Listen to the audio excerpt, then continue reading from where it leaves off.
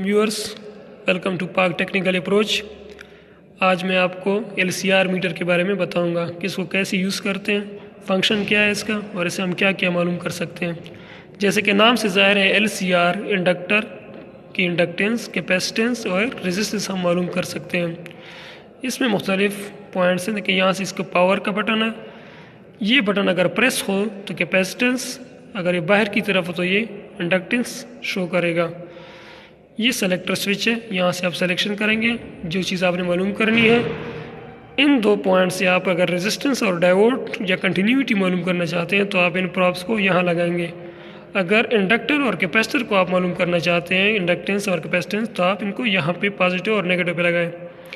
यहाँ पर इस प्रैक्टिकल में जो इस वीडियो है, इसमें हम सिर्फ कैपेसिटेंस और इंडक्टेंस मालूम करते हैं। तो आइए देखते हैं कि कैसे मालूम करते हैं। सबसे पहले इस स्विच को ऑन कीजिए। यहाँ से कैपेसिटेंस की सिलेक्शन के लिए इसको प्रेस कीजिए। उसके बाद मेरे साथ ये 1 माइक्रोफेराड का कैपेसिटर है, इसको मैं कनेक्ट करता हूँ इसके लीड्स के साथ। मैंने पॉजिटिव को पॉजिटिव के साथ और नेगेटिव को नेगेटिव के साथ कनेक्ट किया। अब मैं सेलेक्टर स्विच को घुमाता हूँ।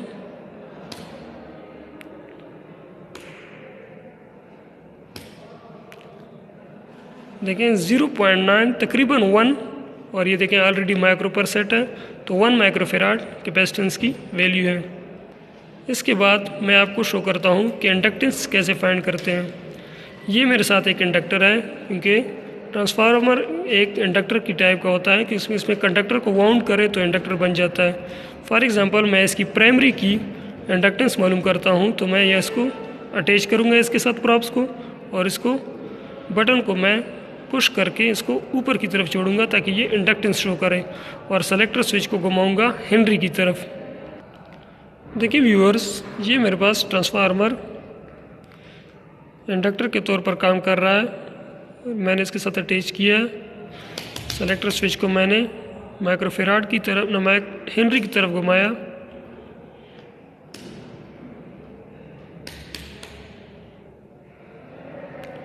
ये देखें, इसकी इंडक्टेंस है 6.6 Henry.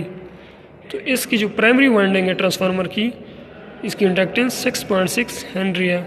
Thank you. Subscribe our channel and hit like.